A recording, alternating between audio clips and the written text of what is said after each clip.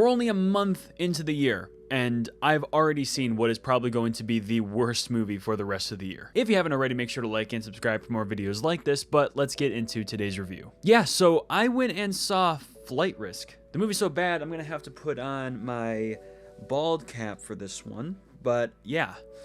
Let's talk about Flight Risk. So yeah, Flight Risk, the new Mark Wahlberg movie directed by Mel Gibson and written by Jared Rosenberg. Flight Risk is a really terrible movie about a hostage situation on a flight when the pilot becomes this bad guy played by Mark Wahlberg, and he's actually bald underneath his baseball cap.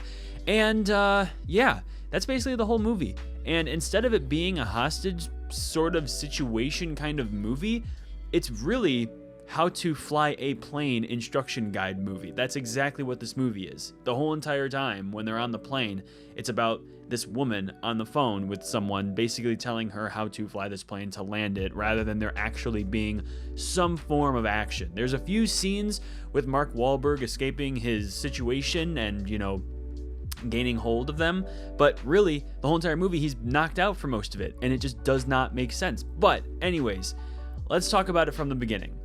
The movie opens up on an AI generated like snow motel, and it is super obvious that that is exactly what it is, and it's like shocking. It is crazy that is how the movie opens up, and it honestly sets up the rest of what this movie is going to be like. Bad, formulaic, unfunny, not entertaining, just a piece of garbage. And it's not even like it's a so bad it's good movie. No, it's so bad that it's just bad. And unfortunately, there are just no redeeming qualities about this movie whatsoever, except for one line that made me chuckle, and it's a poop joke. That's the only thing that made me laugh throughout this entire thing. But this movie had to have been written by AI. There is no way that this movie wasn't written by AI. And I have a theory that suggests that Jared Rosenberg isn't an actual person. Now, maybe that sounds horrible because Jared Rosenberg may actually be a real person who wrote this script. But further investigation proves that he has not had any other writing credits ever, and barely any pictures of him online. There's a new article out about him, about how one of his scripts got picked up by Netflix for a new series, and they don't talk about him at all. And usually writers are sort of left out of the spotlight unless they're, you know, famous directors that wrote their scripts, but nothing is being said about him. And there's only like 2 images of him on Google, and one of them looks super, super fake.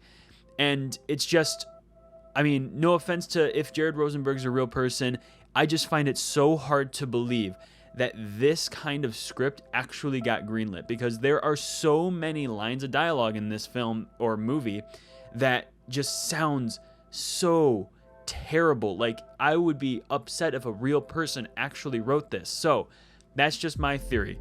I think Jared Rosenberg is an alias for AI writing in Hollywood. That's my theory. I apologize to Jared Rosenberg if he's a real person.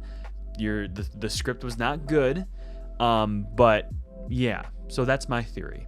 But this is such a bummer. Now, I wasn't expecting it to be good, but having Mel Gibson be the director was a choice. I don't know why. It's like he lost a bet or something to direct this, because this is the same guy, mind you, that directed Braveheart, Apocalypto, Hacksaw Ridge, The Passion of the Christ. That is the same man that directed those movies and acted in most of them. What the heck happened with this?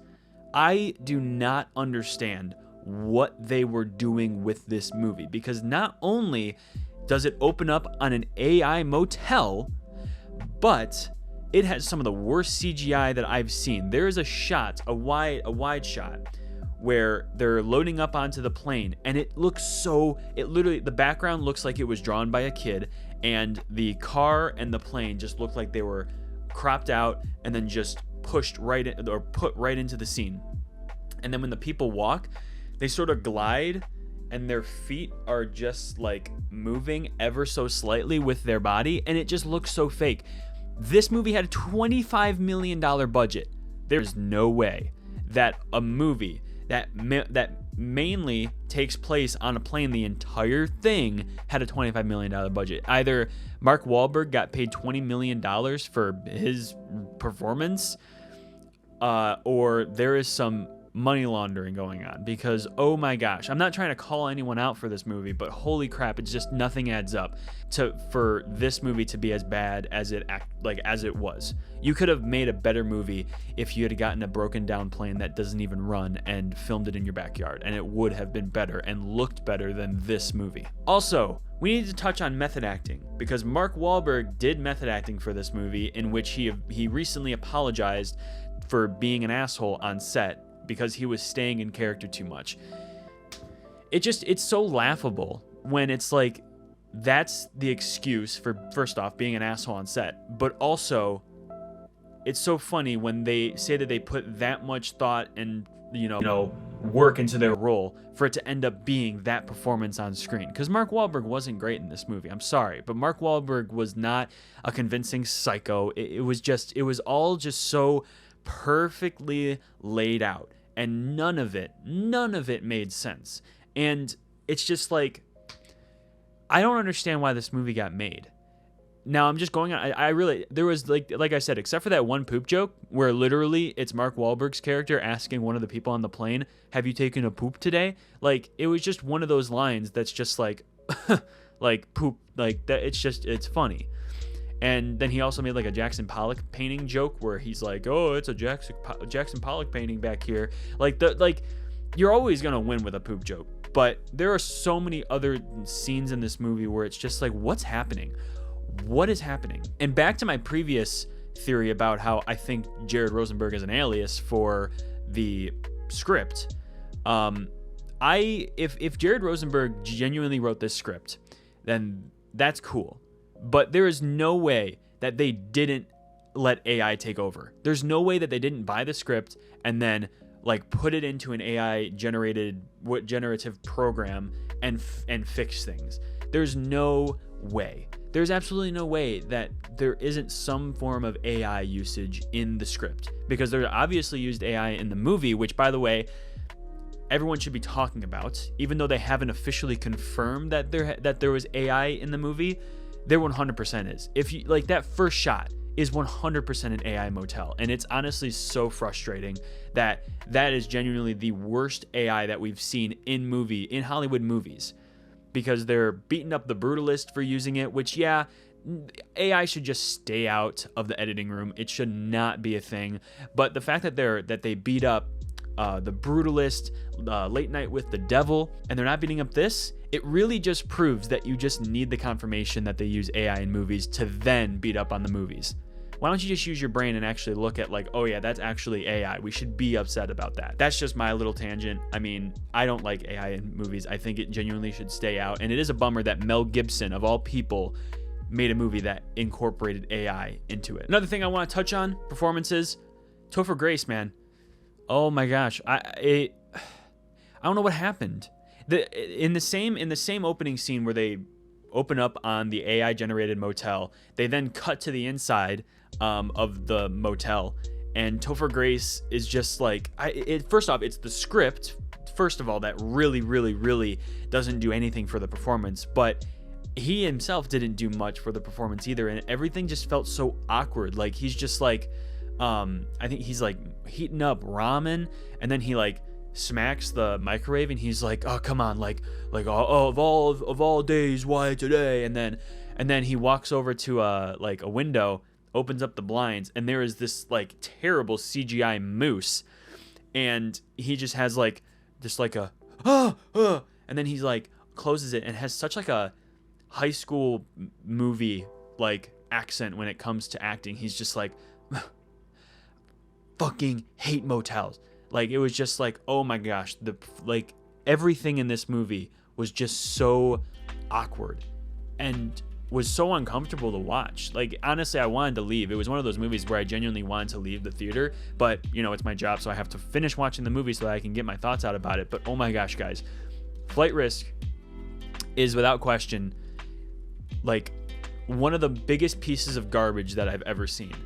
And I don't mean that in like the movie's just bad. I mean just like on a technical aspect, it is such a disgrace to filmmaking that AI is just taking over jobs, because it really does. And people are getting used to it. People are getting used to the idea that AI is just a thing that we have to accept and that it's going to be a part of the artistic vision in the future. No. If stuff like this keeps happening, it just sets the precedent that it's okay, because it's not. It is not okay to be doing this, because it does take away jobs. And I don't think people understand how many jobs it actually does take away. Because that first opening shot, that is a set that they could have built, or, you know, a job that they could have found. They could have found a motel that they could have shot at, because they already built the set for the inside of the motel. Why didn't they just build the shell on the outside? It's like people are losing jobs for that kind of stuff, and it's just cutting corners, and it does not enhance the movie. It does not make things easier, because in the long run, people are gonna hate the fact that you used it in your movies. So don't use AI in movies. Flight Risk, terrible